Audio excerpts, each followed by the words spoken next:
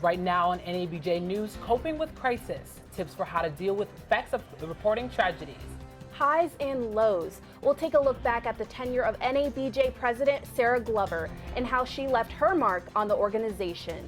And Gospel greats the star-studded lineup set to perform at this year's Gospel Brunch. Live from Miami, celebrating 30 years of student productions. This is NABJ News.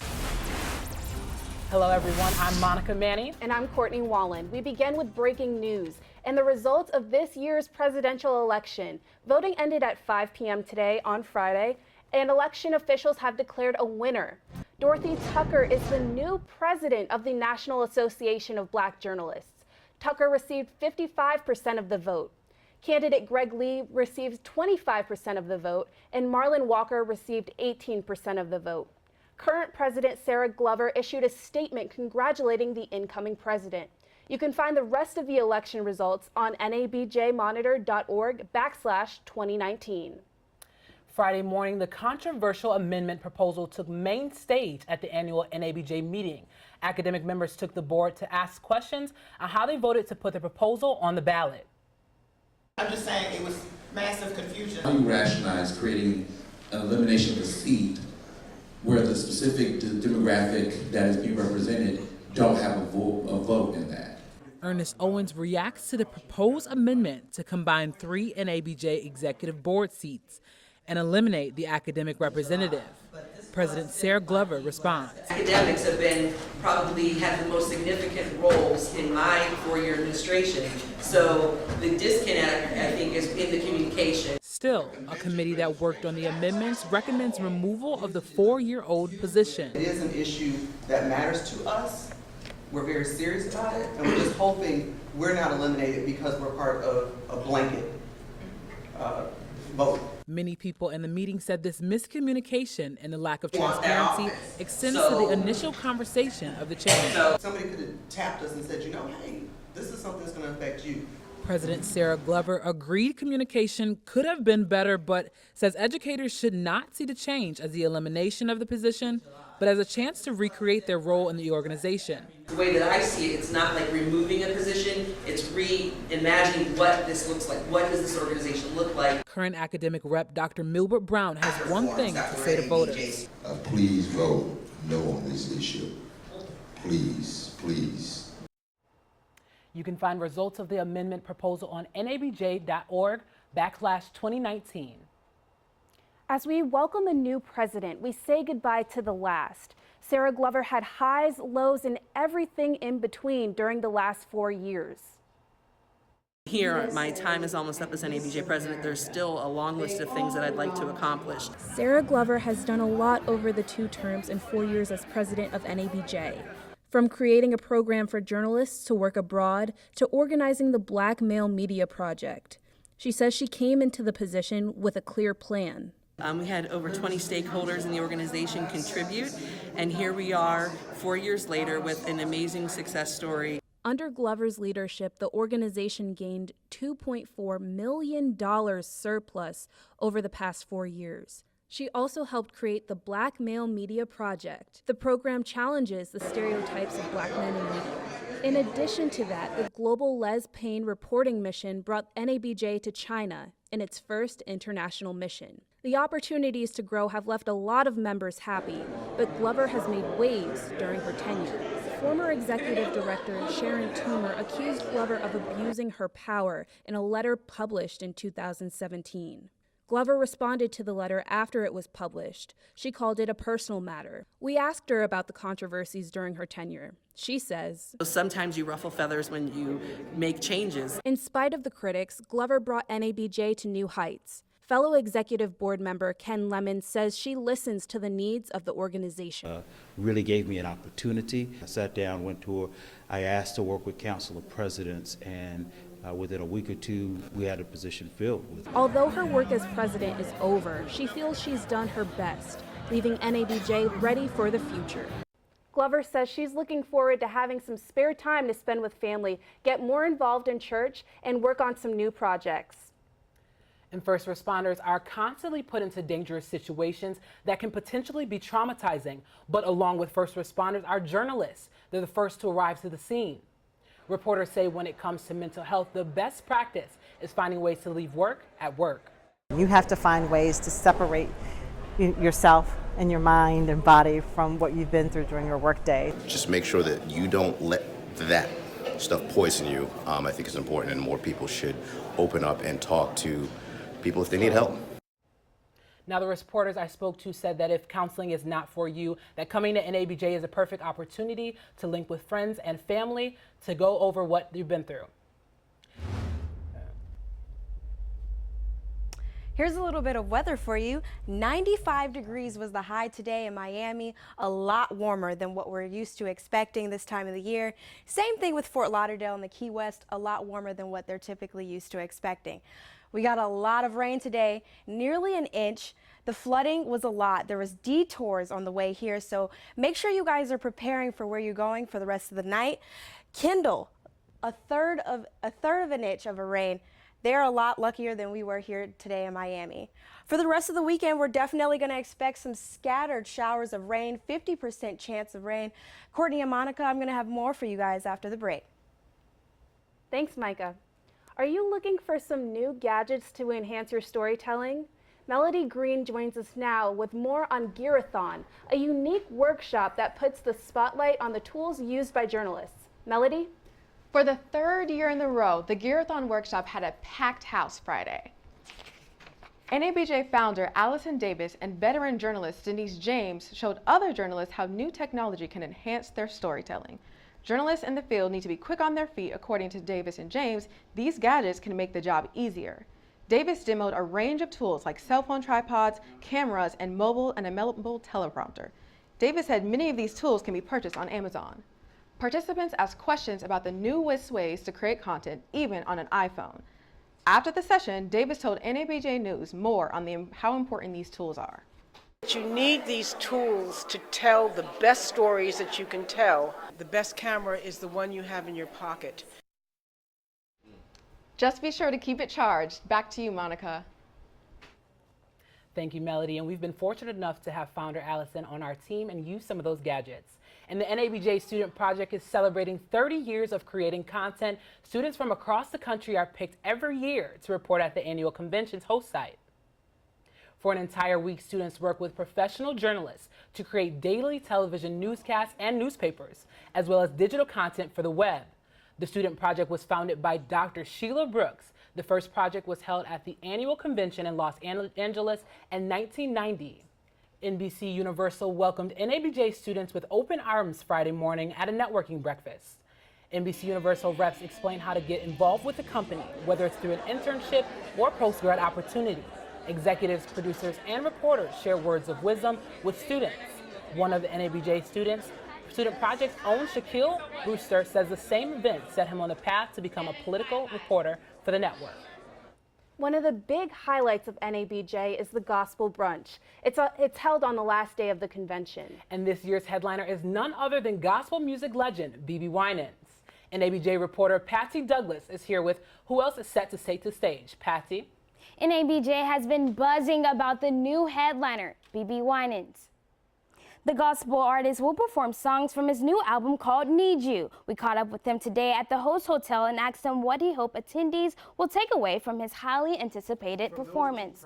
From those two projects, I believe, and it's my purpose through all of my projects, is to encourage people to let them know you're not a mistake, but you're born with a purpose.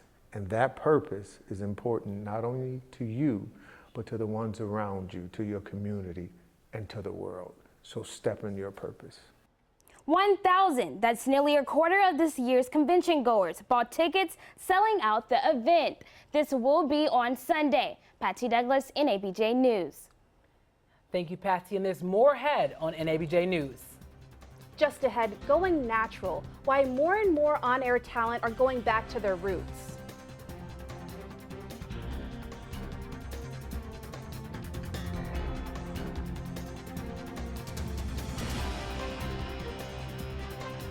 It was just like a big bomb, and then I saw just this huge cloud of debris. Local 10 News, first on the scene. We're looking at live pictures of Sky 10 showing area near where a gas explosion happened. There is a lot of devastation in the parking lot area. A gas explosion rocks the city of Plantation. The whole front of our store is gone.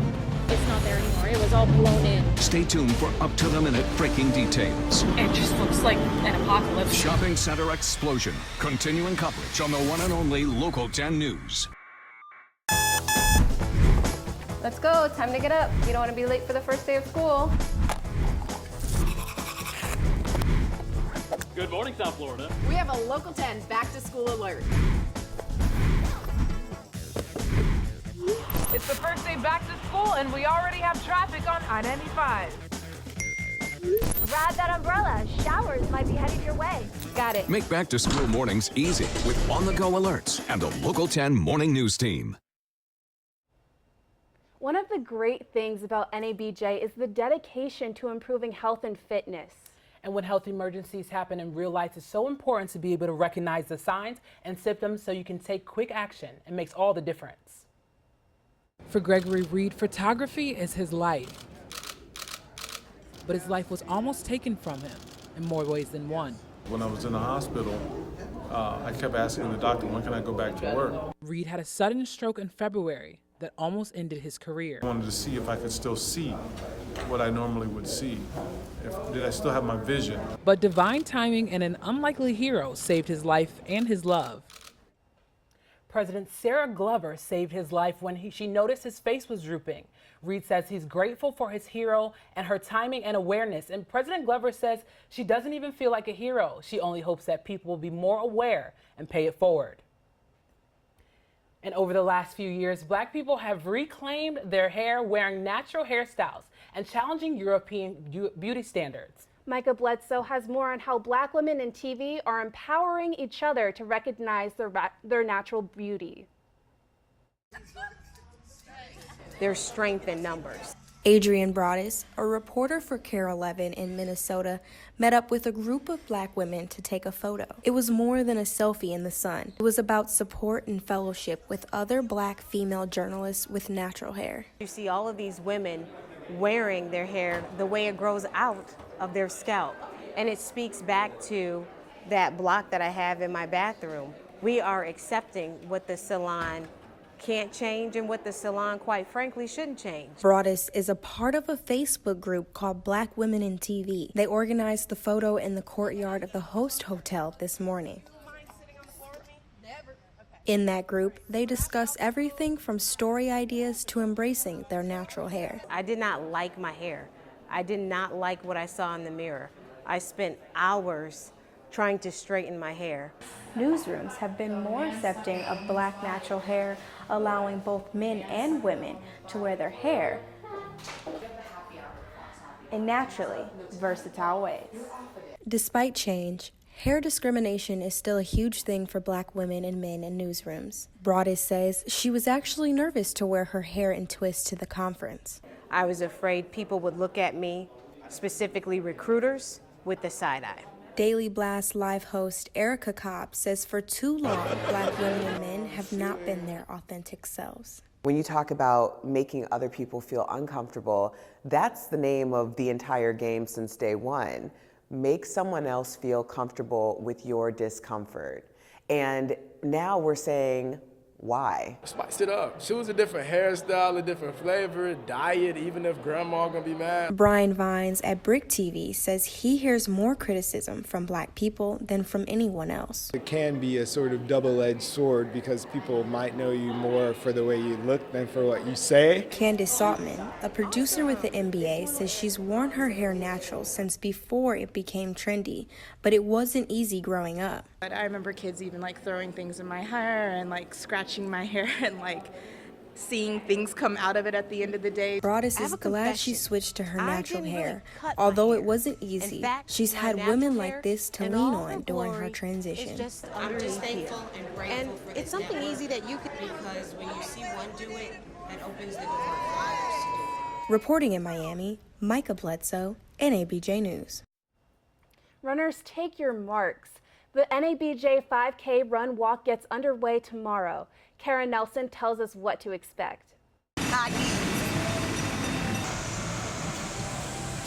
The purpose of our race is to get our members, our NABJ members, and our friends out to be active, get moving.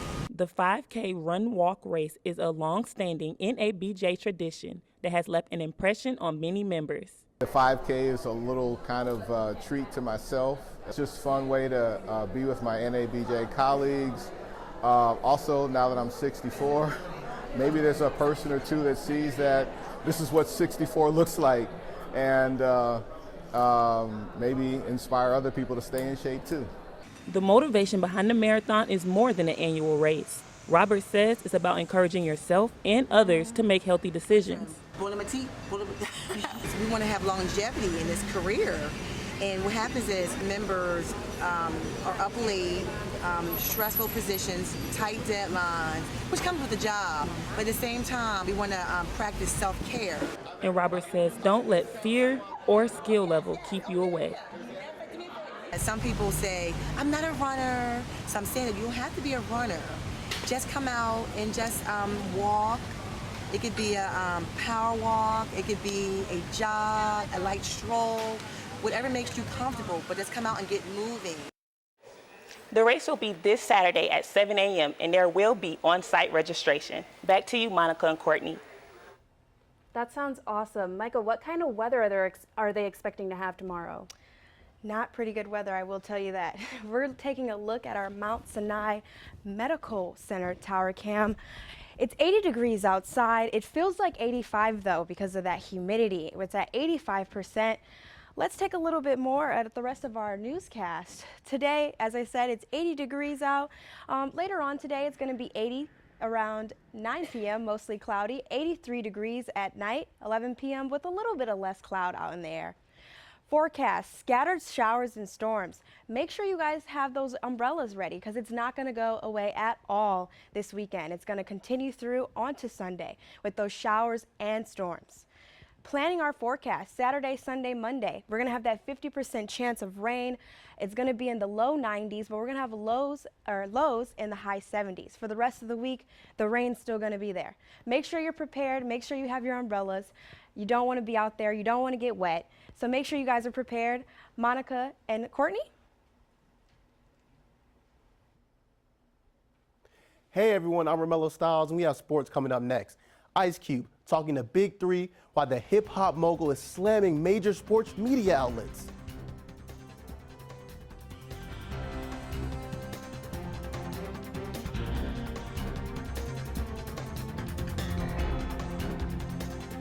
Hurricane Irma reminded us it's not if we'll lose power, it's for how long. When severe weather strikes, tune in to Local 10 News on our radio partners. Stay in touch with Local 10 News on 101.5 Light FM, 102.7 The Beach, AM 790 The Ticket, 104.3 The Shark, and 96.7 and 101.7 Pirate Radio Key West. Or download the Local 10 Betty Davis weather app or the Max Tracker Hurricane app with live audio streaming. Local 10 News, your weather authority, keeping you safe before, during, and after the storm. Alexa, open Local 10. Welcome to the Local 10 News skill. Get the latest news and weather updates. Would you like to hear the latest news or weather update? News. Here is the latest news update. Local 10 News starts right now. Good Monday morning, South Florida. I'm Eric Piazzi. Alexa and Local 10 make it easy to stay connected to the news that matters most to you. The one and only Local 10 News. Hip-hop mogul Ice Cube is making waves with his Big Three basketball league.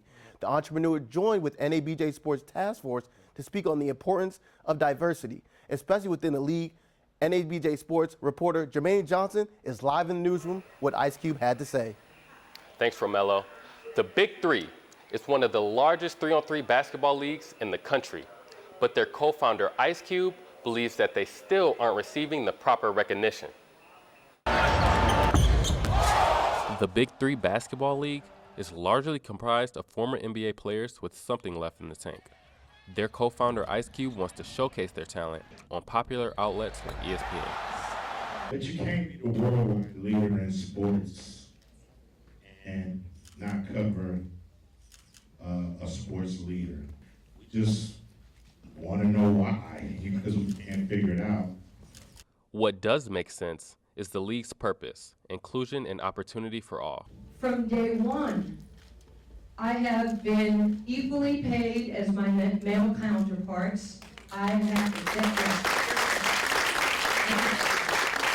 have been treated with the utmost respect. The Big Three is finishing their third season and has dreams of being a top sports league in the nation. I mean, big as the other four major sports, you know. If this ain't around 100 years, I'm going to be mad. The Big Three continues to grow. They expanded from 8 teams to 12 this season, and they will visit 18 different cities. They will be here in Miami at American Airlines Arena on Saturday. Amazing story, Jermaine. Ice Cube talked about not getting coverage from ESPN. So, Jermaine, who is actually watching these games? Yeah, that's a good question, Mello. So, the Big Three claims to have a younger, more diverse fan base. Those fans were not around when these players were in their prime, so they're happy to get to see them still on the court. I'm Jermaine Johnson, reporting live from the newsroom.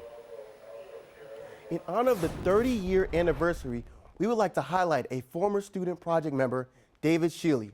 David posted his sports reel this past summer, and it went more than viral. He even found a way on Good Morning America. We had a chance to talk to David to tell us about his wild ride. I put that reel together actually a long time before I posted it on Twitter. Funny thing about it is the link to that exact same reel was my pinned tweet on Twitter for about 9 months. And then I decided to delete that and then put up the actual just video, because I realized people enjoy videos over links. So when I did that, what I was doing was saying, all right, well look, this time like, I really need a job. Because I was posting a different reel every year, like 2015, 2016, 2017, whatever. But I realized people weren't really clicking it. So I just put the whole video on there, and just the numbers it did were crazy. Honestly, that night, because my goal was like, I didn't have a lot of followers. I had like 1,000 or something like that. I was like, I'll take 100 retweets. 100 retweets is fine. I'll just make it my pinned tweet. We'll go from there. But by the time, because I was watching the soccer game, by the time the soccer game ended and I got David now works at WBIR in Knoxville, Tennessee. We're looking forward to see what great things he has in store. Residents of Little Havana welcome members of the Miami Marlins to the team to set up food pantry and give back to the community. They also brought a special guest. Giving back to the community is something plenty of sports teams do around the country. The Miami Marlins understood that they are nothing without their community. I think people forget that even though we've got an opportunity to make it to professional sports, it didn't happen without the community. The community consists of so many people that you wouldn't realize. Obviously your mom and dad, if you have those in your life, your neighbors, your teachers, your classmates, other family members, people that checked you down the block, say, hey, get off my grass, to the people that said, hey, continue, good job, all that amazing. Look who we have here. Future Major League Baseball Hall of Famer, CEO, and part owner of the Marlins, Derek Jeter, showed up to show support for the community as well. I said this from the moment we got here. It's our job, it's our responsibility to make sure that we're involved in the community. And us as an organization, we're going to continue to do that. And it's important for us to have the biggest impact possible. If we can just help out a little bit, it's all worthwhile. But this is something that our players deserve a lot of credit for this, Martine especially, and just here to support him. The players were not the only ones who showed up. Marlins mascot Billy showed up and put some smiles on the faces of boys and girls, and he even showed off his artistic abilities.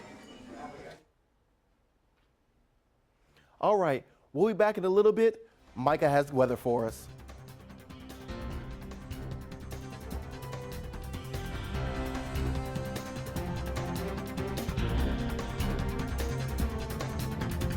Local 10 News presents the Florida Files podcast. Get caught up on one of the worst shootings in FBI history that happened right here in Miami. Hear interviews from special agents caught in the gunfight and the chilling 911 calls. Subscribe to the Florida Files, a Local 10 News original podcast. Alexa, open Local 10. Welcome to the Local 10 News skill. Get the latest news and weather updates. Would you like to hear the latest news or weather update. News. Here is the latest news update. Local 10 News starts right now. Good Monday morning, South Florida. I'm Eric Yutzi. Alexa and Local 10 make it easy to stay connected to the news that matters most to you. The one and only Local 10 News.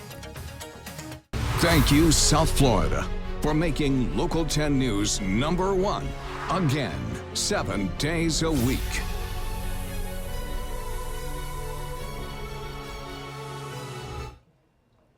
Apple's opening a new store at Aventura Mall this Saturday, and Courtney knows I need to go because my phone is cracked. I had to borrow her charger. Yeah, I need another charger.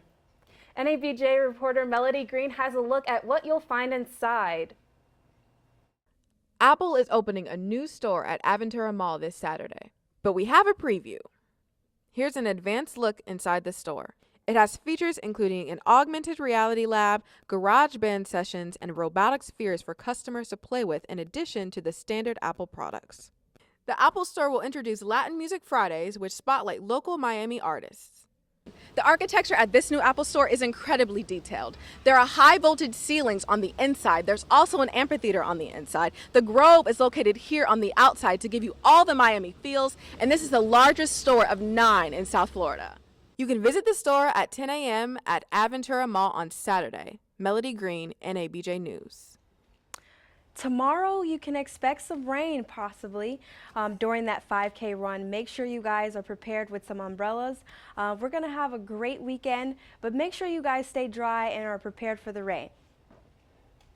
And that's a wrap for the 2019 edition of NABJ News. We want to thank all of the student project mentors and volunteers and also our producers. Yes. We especially want to thank the entire staff of WPLG for their patience in making our 30th production a success. We'd also like to thank WUSA for creating our amazing graphics for this newscast. Finally, we can't end this newscast without thanking the founder of Student Projects, Dr. Sheila Brooks. Because of her, we are able to get this amazing opportunity. We'll see you in DC.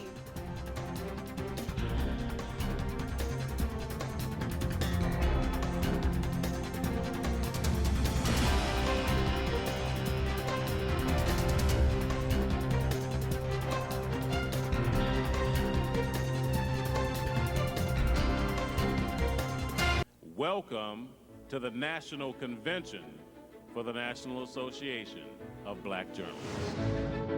Every city NABJ touches down in brings excitement and energy. Professionals of color from all over the country and world congregate to exchange ideas, network, and collaborate. Headliners and candidates come too because they want to get their stories out.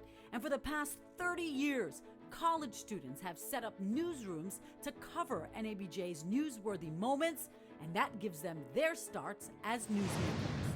Hello everyone, my name is Nikki Mohan, anchor reporter here at Local 10 in Miami. I got my start in the business at the 93 convention in Houston, Texas. From this lady, founder Dr. Sheila Brooks. I was a producer on NABJ TV, and you gave me my start. No, I didn't. Yes, you did. No, I didn't. I would not accept you because you were late and I kicked you out. But I stayed anyway, and you learned to love me. Well, all right, I'll give you that. So let me tell you how the project really started. In 1990 in Los Angeles, a few hardworking, selfless professionals and we came in and we took the next generation of journalists and we gave them a realistic idea of how the business worked. And that meant that we had to show them and set up a newsroom of professionals at the convention hotel with these students as our reporters, our producers, our editors, photographers, and then we taught them how to write headlines and make deadlines. My name is Leslie Foster, and I'm now the main anchor at WUSA 9. I anchor the evening shows in the 11 o'clock. Leslie Foster is now a household name in Washington, D.C., and an accomplished journalist. 2 decades ago, this is the college student Leslie Foster that walked into an NABJ TV newsroom in 1994, and she was late. If you know Sheila, you know you are not late and you are where you need to be when you need to be there. So I spent half my time trying to change her first impression of me. She soon found out as a reporter on the NABJ student projects the importance of being on time and making the deadline. Over the past 30 years, the NABJ student projects that included TV and the NABJ Monitor newspaper eventually included multimedia and radio. Founder Sheila Brooks and her team mean business. Professionals guide reporters and producers on all the basics to survive in their first jobs. I would not have gotten my start in this business without it. When being interviewed about the experience years later, here's what I had to say. I cried my very first day. I bawled. I swore this was not for me. Many of these faces and bylines are now nationally known.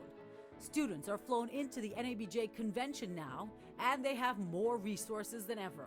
In the beginning, it was just the sweat, grit, and dedication of professionals who wanted to give back. Hi, I'm Pat Thompson, and I was the very first NABJ Student Projects Editor-in-Chief. I talked some of my professional friends and former colleagues from all over the nation into joining me on the staff, and we had an absolute blast. Anyone who has helped on the project knows it is a 24/7 job. Some students come with more skill sets than others. Good evening. Police start ticketing those today. This is Nicole Killian. Good night. I don't know. The one common denominator? They all leave knowing how to get it done. Now, the intensity of play among the men here is high. I've been in the business 22 years now, and I got my start in the student project for NABJ back in 1997. NABJ TV's own Sheila Brooks competed today, and I heard she did fairly well, so congratulations, Sheila. That was the first time doing the student project in Chicago was the first time I really got to put who, what, when, where, why, and how together and put it on the air and see how it's done. It was life-changing for me, and it was a game changer. You know, my experience with the NABJ TV project really was fantastic. I think as a college student, I went into it thinking it was going to be chill, a lot of seminars, a lot of talking. It really was hands-on, though, with the professionals really putting us through our paces. I learned so much about deadlines, how to write conversationally, and ethics. I think it really is what college students need to go through to really become good journalists. In every city, professionals at local TV stations dedicate their staff and dinner breaks to tape the newscasts that are then shown at the convention. Now, convention goers can follow the event online and on social media. Students learn skills that help in the news industry and beyond. Just ahead, a special night of gospel at Chicago's House of Blues. And back in the mid-90s, I was in the NABJ Student Project. And while I'm not in journalism anymore, all the things I learned in journalism have suited my career so well. Hi, I'm Erin Rogers. I did student projects in 2009 and 2011. I am currently the morning and noon anchor at WMAZ-TV in Central Georgia. Now back to Miss Leslie Foster. Apparently, she and Sheila, they're good now. Well, I am grateful to NABJ for the introduction to not just the NABJ student projects, but to Sheila Brooks, who has been a long-lasting presence and imprint in my life. I am grateful for her. I'm grateful for this experience. And that is why you are the 2019 prestigious Ida B. Wells Award recipient, Dr. Brooks. Thank you from the bottom of our hearts. And thank you too, Nikki. And we also want to thank President Sarah Glover, also once an NABJ baby on the NABJ Monitor staff. And congratulations to everyone who has worked so hard on the multimedia student projects for the last 3 decades. It's been an amazing 30 years.